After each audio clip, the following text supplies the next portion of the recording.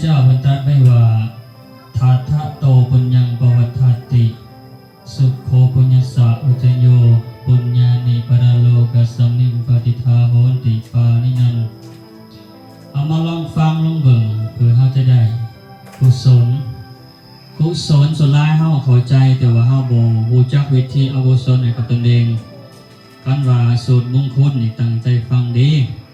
แต่ว่าเพิ่นอธิบายแบบภาษาลาวให้เข้าใจความหมายนี่จะฟังยากหมายความว่าเขาบ่ตั้งใจฟังมันก็เลยเห็นให้เขาขาดคุณสมบัติถ้าว่าถึงนักเรียนนักศึกษามหาลัยเอาบ่ตั้งใจฟังอาจารย์อธิบายมันก็ขาดคุณสมบัติของนักเรียนเกรดมันก็น้อยลงว่านี่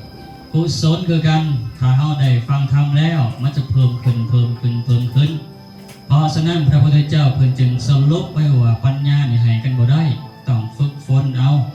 จะฝึกฝนนำแบบใดจึงจะได้กุศลปัญญาฝึกด้วยการฟังฝึกด้วยการคิดพิจารณาและก็ฝึกด้วยปฏิบัติโดยตนเองถ้าหากเฮาได้เห็นทางแล้วทางคือเฮาได้อาศัยการฟังเนาะฟังแล้วเข้าใจเกี่ยวกับการทำบุญเอาได้ปัญญาได้กุศลจากจุดนี้ศีลก็ฮู้พอเฮาอาศัยการฟังแสดงว่าปัญญาเนี่ยคือเกิดขึ้นจากการฟังเป็นหลักฟังด้วยดียอมได้ปัญญาถ้าว่าเฮาได้ฟังด้วยดีเฮาสิสามารถวิเคราะห์ได้คือในขณะที่เฮาฟังเฮาวิเคราะห์พิจารณาไปตามแสดงว่าเฮาก็ได้ปัญญาเกิดขึ้นโดยการคิดพิจารณา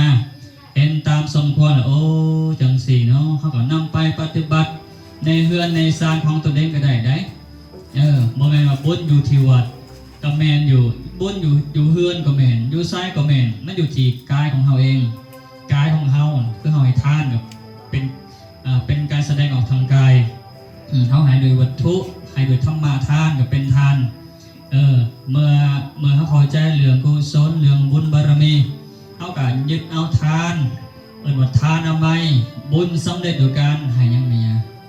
ให้ทานศีลไมบุญสำเร็จโดยการรักษาศีลเนาะภาวนาไมบุญสำเร็จโดยการอบรมภาวนาตัวนี้สำคัญในเป็นบุญในศาสนาพุทธของเราโดยเฉพาะโดยตรงและก็คุณสมบัติของพอออกไม่ออกก็มีได้หาประการต้องมีศรัทธาก็คือมีพระพุทธพระธรรมพระสงฆ์แล้วก็บ่ให้ถือมงคลตื่นข่าวบ่ให้ทำบุญนอกเขตศาสนาพุทธคือเขาต้องทำบุญอยู่ภายในศาสนาเราเองพรเป็นที่มาของคุณงามความดีโดยเฉพาะเห็นไหมเขาต้องศึกษาเรื่องคุณสมบัติของพอออกไม่ออกกันเพื่อเขาจะได้ทำบุญให้กับตนเองมันเพิ่มพูนขึ้นถ้าว่าถึงการให้ทานการบำเพ็ญบุญพระพุทธเจ้าจึงตรัสไว้ว่าทาโตปุญญังปวัฏฏาติแปลว่าเมื่อให้บุญก็เพิ่มขึ้นสุขโขปุญญสะอุจโยการสะสมบำเพ็ญคุณงามความดีนำสุขมาให้ปุญญานิปรโลกัสสมิงปฏิทาโหติปานินันบุญจะเป็นที่พึ่งให้กับชีวิตคนเฮาในโลกเบื้องหน้า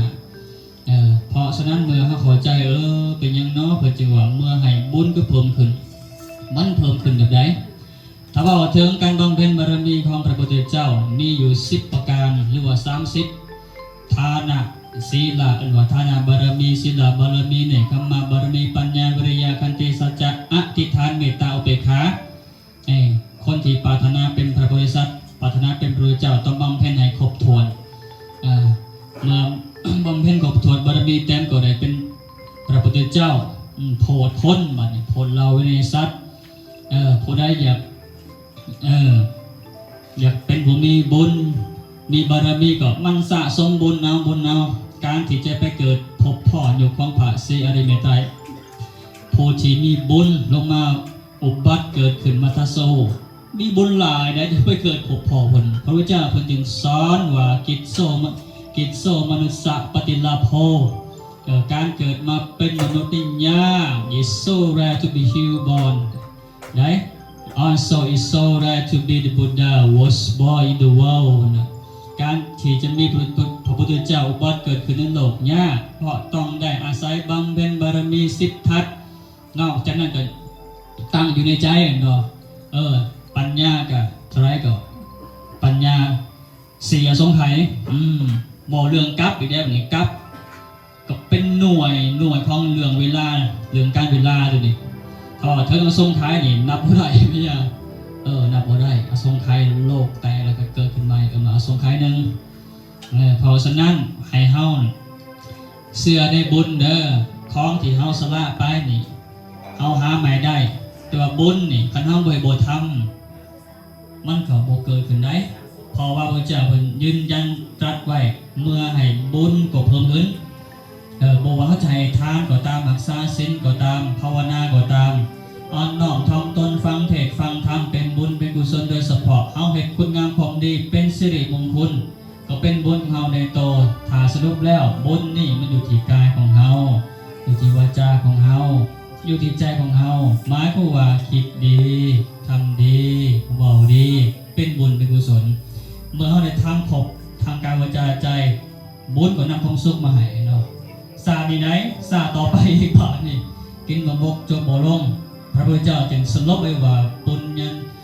ญานิปรโลกัสสมิงปฏิทาโหติปานินันติบุญนี่เป็นที่พึ่งให้กับชีวิตของคนเฮาในโลกเบื้องหน้าได้พระพุทธเจ้าเนี่ยเป็นโลกาวิทูผู้แจ้งโลกนี่โลกต่อไปเพราะฉะนั้นให้เฮายึดเอาบุญกุศลเป็นที่พึ่งให้กับตนเองโดยประพฤติปฏิบัติหรือว่ามีศรัทธาในพระพุทธธรรมประสงค์ยึดเอาตามแนวทางคำสอนผลมาประยุกต์ใส่ในชีวิตของตนทั้งโลกทั้งธรรมบดีดำรงชีวิตของตนอย่างสุจริตปลอดภัยเลยว่าอยากไปเกิดอยู่สวรรค์สันได้ก็ศึกษาเอาไม่ยากศึกษาเอาแต่ละสัตว์ละสันเหตุนั้นจะไปเกิดเป็นเปิดกระบอกเด้อยากเป็นเศรษฐีก็ทำพุ้นเนาะอยากเป็นคนรวยหักษาศีลอยากเป็นคนมีปัญญาก็ภาวนาเพื่อกระบอกเลยพอชนะในเฮา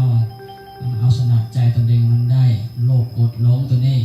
เนื่องถึงว่าเฮาจะยังบ่เป็นอรหันต์ก็ตามเฮาก็สามารถชนะได้ด้วยสมถะด้านสมาธิด้านฌานข่มมันไว้มันก็มีความสุขเจริญเมตตามีความสุขเบิกบานแจ่มใสบ่มีนิวรณ์เข้ามากีดกันขัดขวางยิ้มแย้มแจ่มใสพระศิวาเฮาแนวบอดีก็ตามเฮาเองเป็นผู้โตเฮาเองนี่เฮากำลังฝึกฝนพัฒนาครูบาอาจารย์เพิ่นก็นี่แหละนำพาญาติโยมเอาไว้พระสมมติจึงว่าขออนุโมทนาขอบมกขอบใจในความเมตตาทางพระอาจารย์โน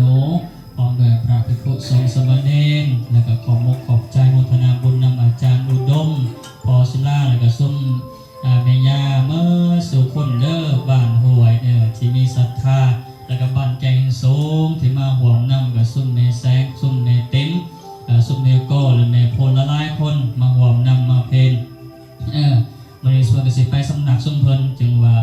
ขอให้ทั้งหลายได้บุญได้กุศลเมื่อสุคนให้หังให้มีได้เป็นเศรษฐีมีหุบสมบัติมีปัญญาสมบัติได้เกิดพบพ่อพระสัมมาสัมพุทธเจ้าทุกพระองค์หาวันยังมีไว้ใต้เกิดให้สำเร็จในความมุ่งมั่น